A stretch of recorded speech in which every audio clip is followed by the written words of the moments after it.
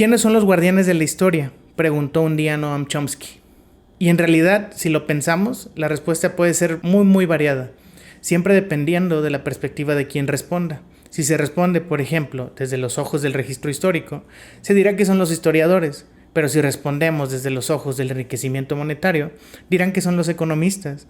Pero lo cierto es que una pregunta tan amplia es en realidad bastante directa y profunda. Quien guarda la historia no es quien la registra o quien la sustenta, es quien la controla y selecciona qué se escribe en ella.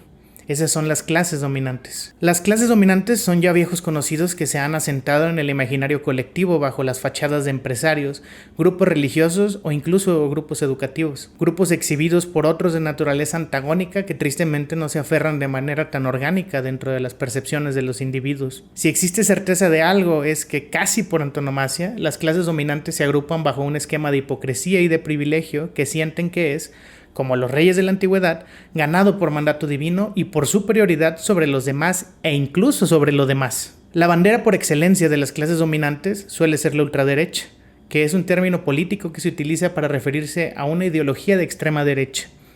Las corrientes políticas de ultraderecha suelen defender propuestas conservadoras, nacionalistas, anti-inmigración y anti-globalización.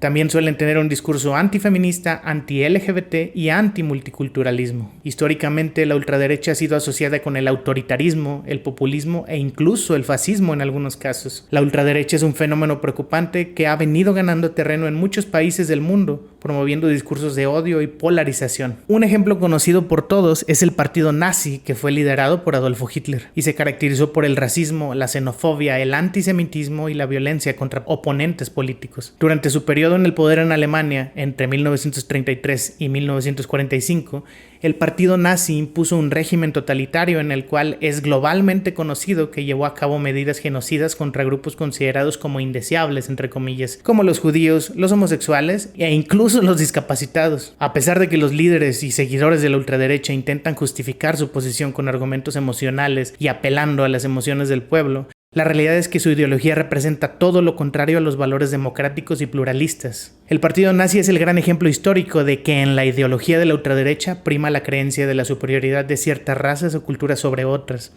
Una teoría deshumanizante que incita a la discriminación, al racismo y al odio hacia las personas que no comparten tu misma etnia, religión o nacionalidad. Uno de los principales mitos que la ultraderecha quiere hacer creer es que sus ideas son las únicas soluciones para los problemas económicos, políticos y sociales que enfrenta una sociedad. Sin embargo, esta afirmación es falsa. La realidad es que las soluciones radicales que la ultraderecha promueve solo conducen a una mayor polarización, a una división y a generar un sinfín de conflictos. La ultraderecha también suele representarse como la única fuerza capaz de defender los valores tradicionales y la identidad nacional.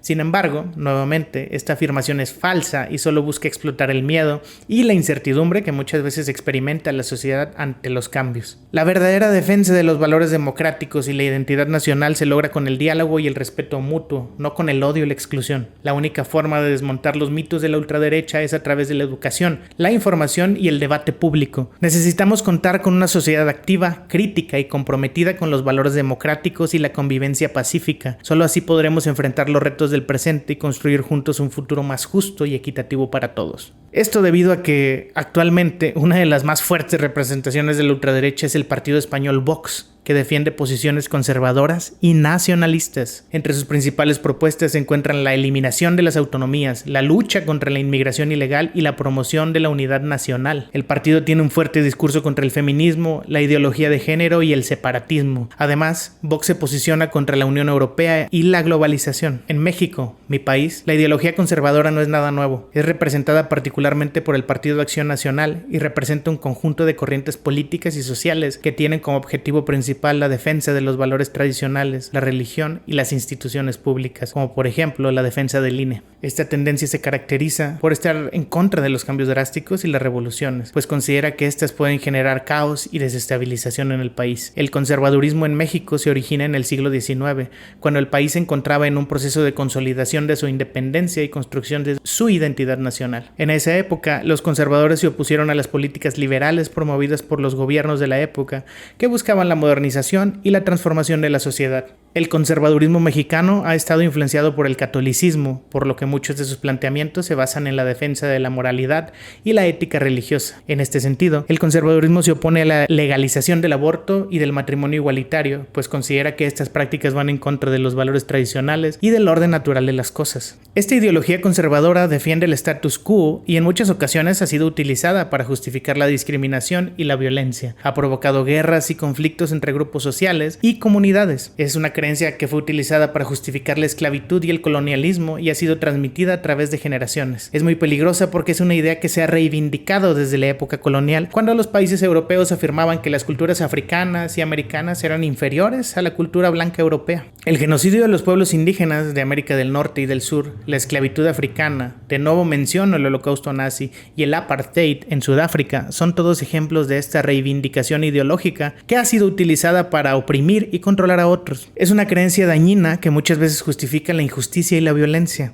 Debemos enfatizar la igualdad y el respeto hacia todas las personas, independientemente de su raza, género, orientación sexual u origen étnico. Es importante reconocer que la diversidad es una fortaleza y que la variedad de culturas, idiomas y religiones es lo que hace que nuestra humanidad sea rica y diversa.